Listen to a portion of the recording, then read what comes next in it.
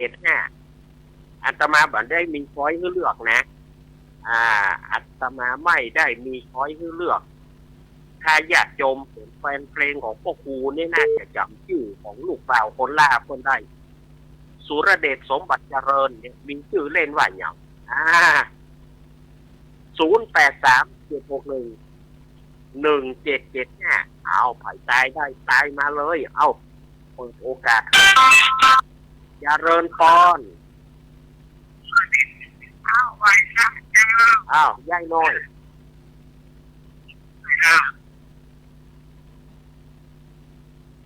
อ้าวยายหน่อยว่าจะได้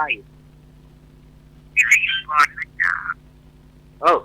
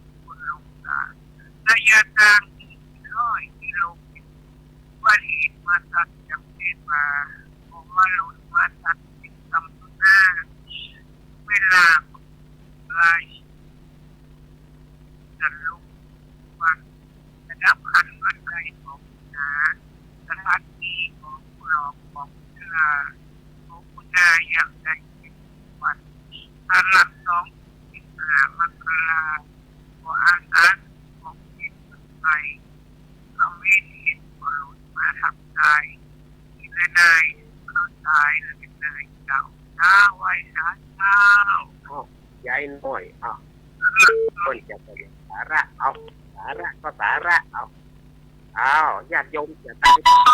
เอามาเลยญาติผมที่จะตายปัญหาเนาะจะตอบปัญหาอาตมาว่าสุรเดชสมบัติชื่อเล่นว่าอย่างเจริญพรแม่สีทอนเปรมจิตฟังอยู่จะตอบปัญหาก็อนุโมทนาบุญขอได้บุญนักๆเนอะ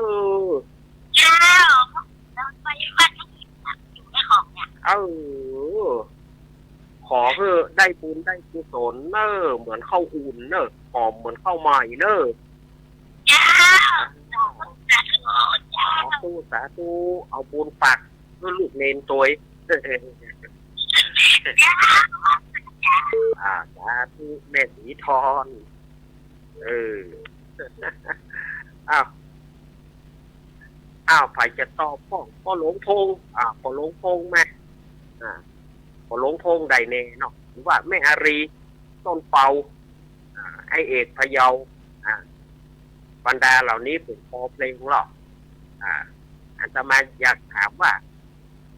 คุณสุรเดชสมบัติเจริญเนี่ยมีชื่อเล่นว่าอย่างลูกล่าของพ่อครูสุรพลนี่นะเอาใต้ปัญหาทุกสมองกัน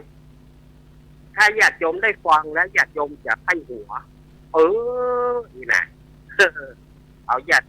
โยมก่อนญาติโยมลองตอบมาเนอะพ่อหลวงพงมาไอเอกมาแม่อารีต้นเฝ้ามาแม่กรตื่นหรือยังแม่กรเดี๋ยวไม่มีปัญหาเดี๋ยวจะชักตัวนี่แหละถอดตัวนี้ออกใส่ตัวนี้เรียบร้อยเอามีก็หามีไผ่ตอบสักคนแล้วพ่อครูสุรพลมีชื่อเก่าชื่อเงาว่าอย่างชื่อลำดวนนี่นะพ่อครูสุรพลนี่นะชื่อเก่าชื่อว่าลำดวนคนแรกชื่ออุดมอันนี้ไอ้กับน้องเปิ่นนะชื่ออุดมแล้วก็คนที่สองลำดวนสมบัติเจริญก็คือตัวพ่อครูสุรพลนั่นแหละ ภายหลังมาก็เปลี่ยนเป็นพ่อครูสุรพลมีจินดาสมบัติเจริญมีสมานเฉลียวสวัยสว่างยกอันเนี้ยก็คืออันนี้พี่น้องเปิ้นนะแล้วก็ลูกเปิ้นนั้นที่ได้กับแม่สีนวลนั่นก็สมพงษ์แอดสุรชัยอุ้มสุรชาติและกับสิรินทิพย์แล้วก็ลูกล่าของพ่อครูสุรพลสุรเดชสมบัติเจริญโอ้มีใครตอบได้สักคนอาตมาจะบอกสายแล้วเนอะเพราะว่าเวลามันจะหมดละเมื่อบ่มีไผ่ตายอาตมาก็จะเฉลยเฮ้อเนอะเอาอาตมาจะเฉลยเฮ้อเอาปีก่อนสุรเดชสมบัติเจริญมีชื่อเล่นว่ากิ้งก่องสุรเดชสมบัติเจริญนี่นะเพิ่งเสียชีวิตไปเมื่อ2 ปีนี่นะมีชื่อเล่นว่ากิ้งก่องเนี่ยนะสมัยก่อนพ่อครูน่าจะมีกลิ่งไว้หน้าบ้านเนาะเวลาโคตรขึ้นมากิ้งกองนี่นะพอลูกเกิดมานี่พ่อครูก็เลยใส่ชื่อว่ากิ้งกองชื่อกิ้งกองเนอะสุรเดชสมบัติเจริญที่เสียชีวิตไปประเมินนี่นะลูกล่าของพ่อครูสุรพลนี่นะชื่อกิ้งกอง เอาละสถานญาติโยมอาตมาภาพก่อนดำเนินรายการมาโดยลำดับการมาเนาะตั้งแต่ตี3มาจนถึงประเด็นนี้4:25 นาที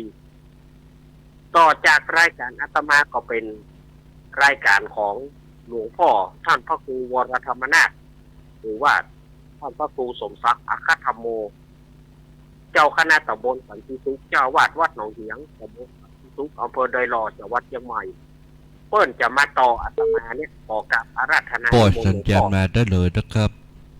ขึ้นสู่ธรรมะเที่ยวเนาะขึ้นสู่ธรรมะได้เลยนะครับขึ้นสู่อาจส่งได้เลยเนอะครับเนอะอาตมาลาไปก่อนเอาไว้โอกาสหน้าฟ้าใหม่ก้อยปะกันเนี่ยใหม่เนอะวันนี้โจบดีโจบเป็นของสถานญาติโยมไปวัดไปวาวันนี้ขอได้รับส่วนบุญกุศลเหมือนกันจุผู้จุคนเนอะอภิวาทนาสีริสานิจังวุฒาปัจจายิโนจัตตารโอธรรมาวัฏันติอายุวันโนสุขังพระลัง